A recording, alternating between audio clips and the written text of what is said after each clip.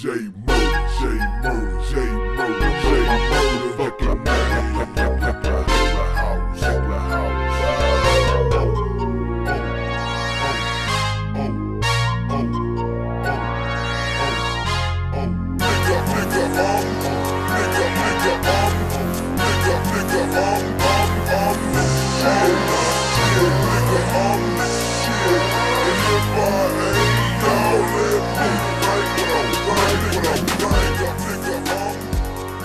What's up, YouTube? This week there wasn't really anything major with news. Only thing that I saw that really caught my eye, it's like at time and time again you see these high school students who want to skip class and get out of class for just some of the most retarded things. Apparently there was some kids in Chicago or whatever who did the whole blackface thing and posted it on social media, and the high school or whatever, all the kids in the high school thought it would be a good idea to skip class and claim that they're protesting for the reason why they're doing it, which was dumb. It wasn't done. It had nothing linked to the school whatsoever. These kids just wanted to get out of class and not go to school, which they should have been punished for. The school didn't do anything, though. I just think, you see it all the time where these high school students who don't want to go to class, they skip class and then come up with a reason why they had to skip class, that they're protesting some political thing, or in this case it was a racist thing or whatever that had nothing to do with school whatsoever. If they want to protest something, fine. Well, why don't they do it on a Saturday or something? You never see them do it on Saturday. It's always during school hours, during a class or something. They can't do it after school or whatever. That's what I'm saying. It's a bunch of BS. They just do it just so they can get out of class, and I think they should start punishing them for doing it. They should get in trouble or something written up, whatever. It needs to stop. It's getting ridiculous. These high school students, they're out of line for what they're doing. Anyways, that's the only thing I saw that was just dumb and retarded on the news this week. Good news for all you Orville fans out there. Season 3 has been announced. They will be doing a season 3 naturally. Everyone knew that, since it's pretty much the #1 show on television right now. It's literally killing every other show out there, which is great. I'm glad they're stepping on that STD known as Star Trek Discovery, because it's definitely not Star Trek, and they're just stomping it in the mud. So awesome to Seth MacFarlane and the rest of the crew.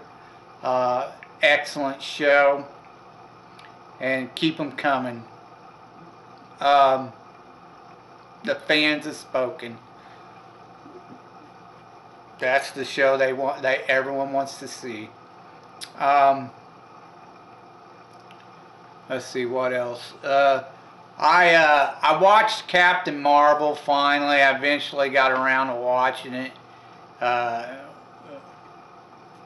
Not in the theater though. I wouldn't go pay to watch that crap. But I did watch it, and a lot of people are right. Brie Larson cannot act worth a crap. She literally had a stone face throughout the entire movie. Very rarely did you see any emotion come out of her. Maybe a couple laughs.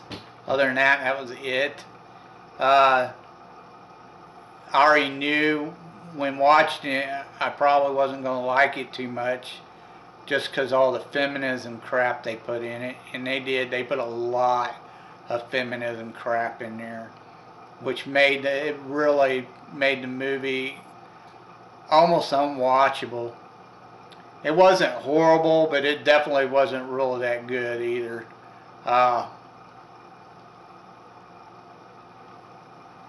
So it's definitely not a movie I would really recommend to anyone. It's not that good at all. I also saw here just recently it's not really, it's like a spin-off sort of. It's the female version of What Do Women Want? A movie that was done in the early 2000s with Mel Gibson as a comedy where it got the thoughts, he could hear what women are thinking. So I ended up watching here just recently What Men Want, and it stars that woman from that horrible show known as Empire. She's in it. She was much better in Person of Interest. I liked her in that show. But and this movie wasn't too bad. It was all right. It wasn't horrible. It didn't have. I thought it had a lot of feminism crap in there. It had a little bit, but it wasn't really that much. But it wasn't really all that funny either. There were just a few parts that were funny. The rest of it was kind of bland, but it wasn't horrible. There is one scene in that movie where her dad is talking to her about why she's such a bitch, because she's a bitch for most part of the movie. She's a real bitch. She acts real feminist, power hungry. She just wants to win. She wants to conquer everything. She wants to control everything and everyone in her life. So she was kind of a control freak too. But he literally tells her, after her mother dies, there's a scene where they're having a heart-to-heart in a boxing sitting outside the boxing ring. He's telling her, it's my fault that you're like this because, after your mother died or ran out on him or something, I can't remember exactly. He didn't trust anyone. He hated everyone, especially women. And he put that all on her and made her grow up that way where she didn't trust people. And for her, it was more men than women. This is what, that's pretty much what a feminist does to their daughters. Is they teach them to hate and distrust men. Just because a man shit on them. Men and women shit on each other all the time. It happens. There's bad men, there's bad women, but there's also good men and there's also good women out there. But with feminists and mothers with their daughters, they should take that scene to heart and learn what's being preached there, because literally that's a single mother, turns their kids that way, because they hate the man who shit on them or left them or whatever they did to them. So they project that onto their kid, and then their kid grows up not trusting men or whatever, blah, blah, blah, same thing. Until women stop doing that to their kids, the cycle's never going to break. It's never going to end. They just keep causing more and more misery. Anyways, it's an okay movie. Not the greatest. If you're basically wanting something to kill time, you could watch it. But I don't really recommend it because it wasn't all that great.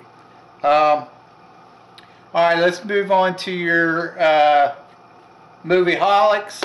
We're going to move on to your B-rated or B movie reviews.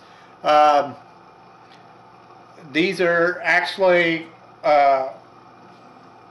two of them are cult classics. Everybody's probably heard of them. This week we're going to go the caveman route. We're going to do some caveman movies. I got 3 caveman movies to talk to you about. You know, like ancient times, ancient civilization, that kind of. But this is more like literally caveman movies. Is basically, you know, millions of years ago. The first one is a lot. I know this is a cult classic. I know a lot of you have probably heard it, at least heard of this one. It's called The Missing Link. It's a movie that was done in 1988. Not that stupid, freaky, retarded cartoon that pops up whenever you type in Missing Link, you know, in the search bar. I can't stand that stupid cartoon. Anytime I try to look up any kind of information on this movie, that stupid cartoon would come up. Anyway, it's a movie done in 1988. And with a lot of your older movies, I couldn't find anything about like box office grosses or whatever. I'm guessing it didn't do real well. Because it wasn't really well known back then. And the only reason why it's fairly known and popular now is because it's a cult classic. This movie was pretty much done like a kind of like an animal documentary, like a National Geographic type show where we're watching animals and they're talking about, you know, certain animals in the jungle or the mountains or whatever. A nature show. You know, you have your narrator and he narrates pretty much through the whole movie. It's about the last of the Neanderthals. I'm not sure if I'm saying that, Neanderthals. Hopefully I'm saying that right, but it's the last, basically a story about the last one. His family is basically killed by evolved humans, pretty much like us today. Anyway, they killed off his family. He finds this stone axe,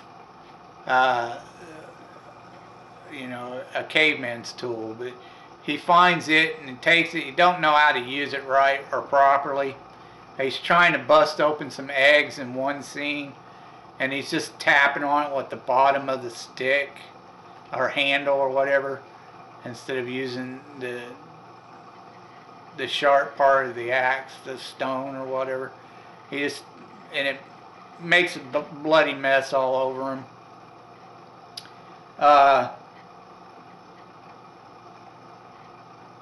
Anyway, through most of the movie, he keeps hearing these tribesmen talking or something, so he's constantly on the move. He knows he's got to get away from there because man has basically taken over his area, so he's trying to find another place to live. But he just keeps hearing men every time he goes somewhere, so he's constantly running from them.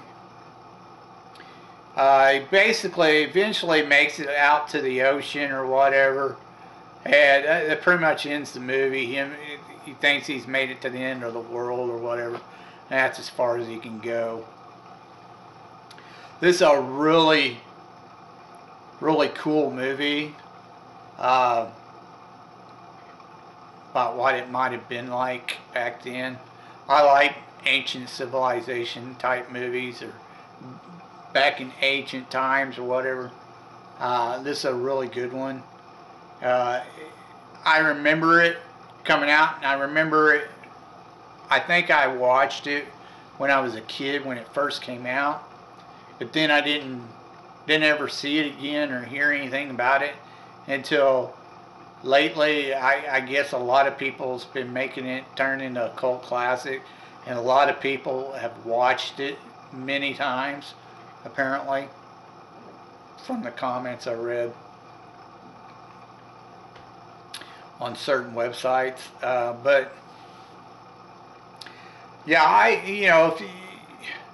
if you don't mind like nature type shows or documentaries or whatever, it's very interesting. It's a pretty neat movie, and I highly recommend it. It's really cool. Moving on, the next one we're going to talk about is a movie that was done in 1971. Again, with a lot of these older movies, you don't see, they don't give you, when you try to find, like what it might have grossed at the box office, you can't find that crap, and I couldn't find anything on this one either. I take it didn't do that well either. It's an older movie. It was done in 1971. It's called Creatures the World Forgot. This is a UK movie, a British movie, and I don't know, it had some actors in it that are not known really. Nobody, when I tried to look up who they were, it wasn't really anybody known. Basically, it's about these two brothers who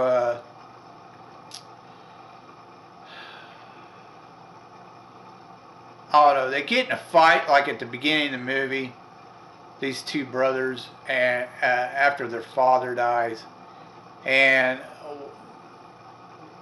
one of them kills the other, and then take this necklace that's supposed to signify that they're the chieftain or whatever. And it has this old woman. She's kind of like the old woman that's off in the hill from the village, because she's the witch or the shaman or whatever you want to call her. But she's constantly telling them, stuff. In this movie, they don't really talk. They don't talk. They grunt everything, like, and then point and crap like that. So they don't really talk. It's more a bunch of grunting and just odd words or something, Anyway, she's literally telling this chieftain, you could still follow what's going on. She's literally telling this chieftain what he needs to do and stuff. He takes his tribe across a great desert. They run into another tribe of most of the other tribe is fair-haired. Most of them are blondes, almost white blonde, platinum blondes. Anyways, at first you think they're going to fight, and then they turn around, they decide to, everything's cool, and they start have like a celebration, a dance, and blah blah blah. And they kind of trade women. Like some women go with the blonde-haired tribe, and the other women, they go with some of the blonde women go with the tribe. So basically, the two tribes trade women. The tribe you're following throughout the movie, his blonde-headed wife, she gives birth to two boys, and then she dies. The shaman woman, the old shaman woman, she tries to mark them both, and she marks one really well, the other one not so well. While this ceremony is going on, lightning strikes a tree, and this woman in the tribe, she also gives birth right at that moment, and it's a little girl. And the shaman lady basically takes her under her wing and sees it as a sign that she's supposed to take her place as the shaman of the tribe. Anyways, the boys grow up and they never get really along. You have one that's blonde, the other one's dark haired. They should be twins, but they're not identical twins.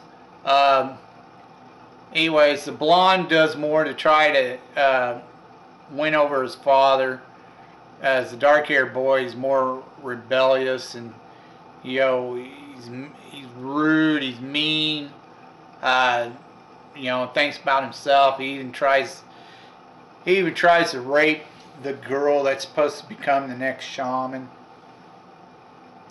but she wasn't having it. They eventually run across another tribe. As they grow up, they become young men. They run across another tribe that tries to steal the shaman girl, and they go in there and obliterate them, and they take their women. The blonde, he takes one particular woman as his, which angers the dark-haired one. He's jealous and envious of him. Anyways, there's this big earthquake, and then the dark-haired brothers, they have to fight like their father did because he's dying from the earthquake. And anyways, the blonde, he wins. He stabs the dark-haired boy in the leg instead of killing him, maiming him. So now he walks with a limp. But he doesn't want to be chieftain of the tribe, apparently. Or he's tired of the old ways or something like that, because he throws the necklace down and he takes off. The dark-haired boy, he kind of proclaims himself as chieftain, but then he's still angry at him or something for whatever reason, because he has a girl, so he goes after him. The shaman girl, she follows.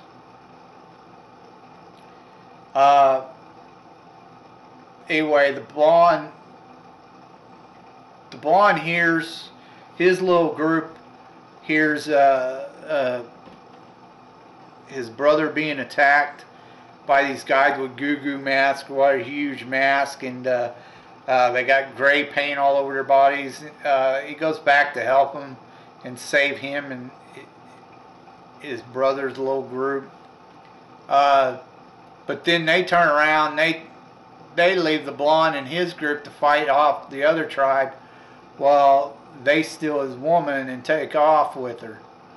The blonde beats the tribe that they were fighting, and then he goes after his brother.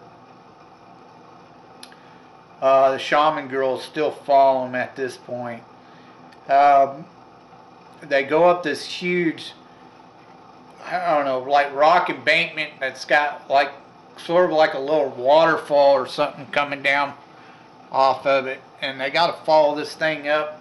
The blonde fights off his brother's helpers or whatever, and the dark-haired brother takes the woman up to the top of this cliff, and he's getting ready to kill her when the blonde shows up, and they end up getting a fight. Eventually, the shaman girl that followed him up there, she stabs the dark-haired guy in the back, or brother in the back. He falls to his death. The blonde pretty much becomes chieftain then of the tribe, and that's pretty much the end of the movie. It's an alright movie for what it was, even though they don't speak, they pretty much grunt and call out weird words or whatever, but You get the gist of what's going on. So it wasn't too bad. If you have time to kill and you're in the caveman mood, then go ahead and watch this movie. I recommend it. It's pretty good. Uh, now naturally, the acting isn't like super great. It's kind of cheesy, but otherwise, it's a pretty decent movie for what it was. It's worth a watch. The next one I'm gonna move on to, actually apparently did really, really well, and I never really heard of it until here recently. It's a super cult classic. It's called Quest for Fire, and it was done in 1981. And it starred Everett McGill.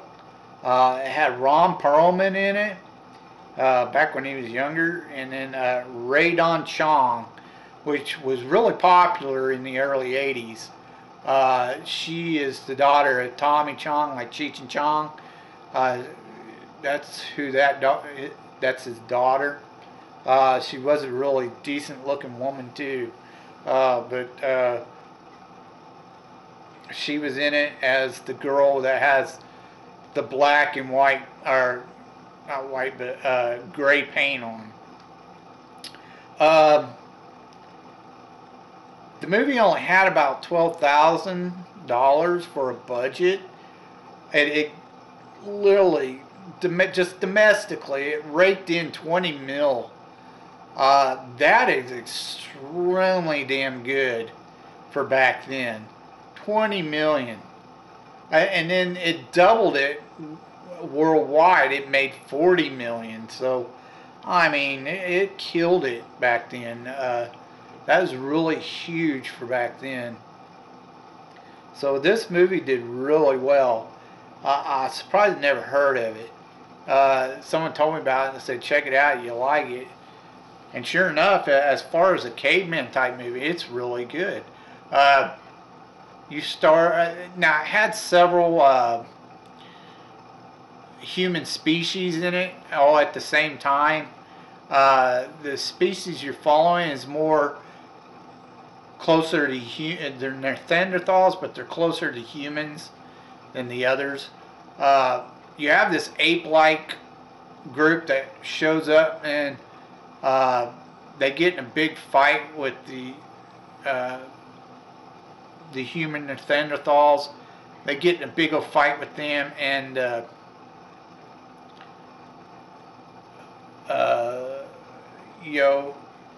Ron Perlman's group, they run off after a big old fight, and they try to take their fire with them. It's like sacred to them. They keep it in this little bowl. They try to keep a little bit of fire or flame go in this little bowl, because they don't know how to make it. They just, natural fire is the only way they could get fire. So they try to keep a little bit of fire around so they can always be able to have fire and make fire. But anyways, the fire goes out in their little bowl or whatever, so now they have no fire. And the group decides that somebody needs to go find some more fire. So the majority of the group stay in this swamp area or whatever, and Ron Perlman, Everett McGill, and another guy, they take off to go find fire. Now they run across this cannibalistic tribe. The girl's there with another guy, but his arm's been cut off, and they find that this tribe is eating it when they show up. But they're tied up, and they find out that they're cannibals, and they're disgusted with them. They have a plan to lure the tribe away, and the main guy, Everett McGill, he goes in there to grab some of their firewood that's still on fire so they can relight their fire. he gets in a fight, and the guy basically, chomps down on his nuts at the last minute. Really hurts him. Anyway, he gets the fire. He's hurt though.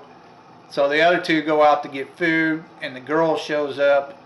She's following him because her partner or whatever, he just fell over dead, missing arm, blood squirting out, whatever. Anyway, she shows up with some herbal mixture, chewed up mixture, and puts it on his nut sack. And of course, he's not complaining, he's but it's to help heal his nuts or whatever. But anyways, she eventually becomes his girl, his woman. She tries to get them to go towards her tribe, and they don't want to go that way. They want to go home to their tribe. So she takes off in the middle of the night or whatever, and he's love struck. The main character, he's love struck. So he eventually goes after her, ends up in her tribe, and they make fun of him. But they all escape, and she follows him because she wants to stay with them. And then they go back to their tribe. Their tribe don't know how to make fire. They're all happy that he has fire, but one of them causes the fire to go out again. But he had learned something when he was with her tribe. There's this one scene where he's watching one of the tribesmen make fire out of the stick and wood, So they learn how to make fire. He brings knowledge back to them how to make fire. And that's pretty much the end of the movie, Then she's pregnant and blah, blah, blah. And that's the end of the movie.